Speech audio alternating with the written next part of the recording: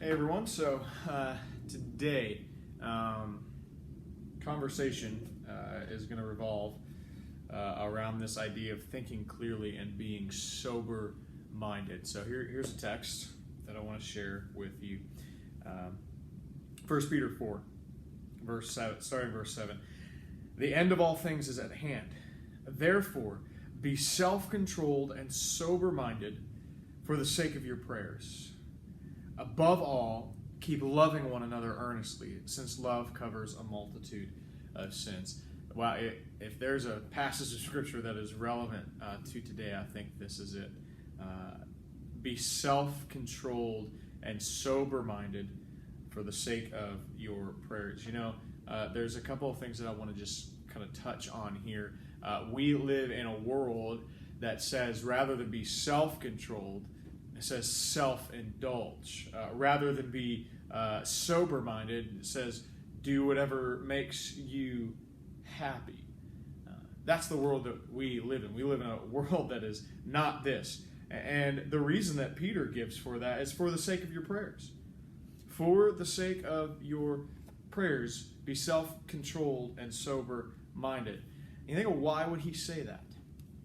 Because I think one of the things that as Christians in the West especially we tend to do is forsake the power of prayer, forsake the ability to prayer, to pray, and what all that means, and understanding that the life of the Christian ought to be marked by a life of being prayerful.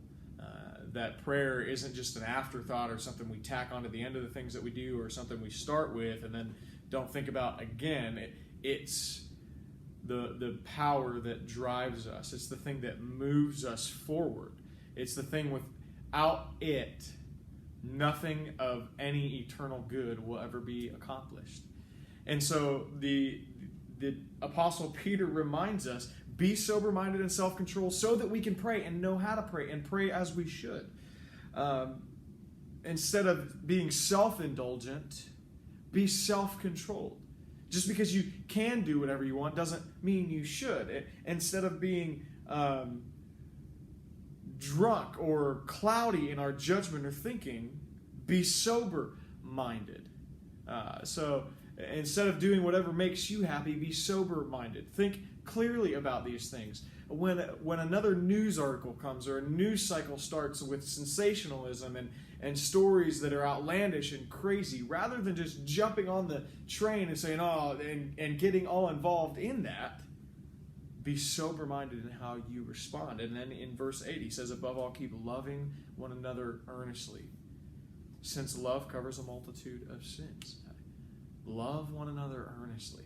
In your responses to people that you disagree with. In your responses to things, I know that we all have very strong opinions. I do, at least I do. And I can my tendency is to jump on the train of the opinions that I agree with and look for resources and articles that I agree with and find things that back up what I already think I know. That's not thinking clearly. That's not being sober-minded. Be sober-minded and self-controlled for the sake of your prayers. When you have questions about whether or not something's right or wrong, we need to be in prayer about those things, asking God for direction and guidance and wisdom. Of all the things that I think the church needs today, rather than being controlled by our emotions, controlled by self-indulgence, controlled by doing whatever makes us happy, we need to be self-controlled, sober-minded people that are prayerful and that love others earnestly.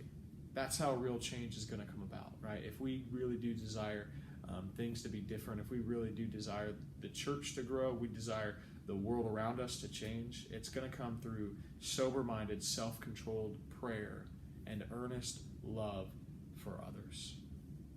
So pray that maybe encourages you, stirs you to think about some of these things a little bit more deeply.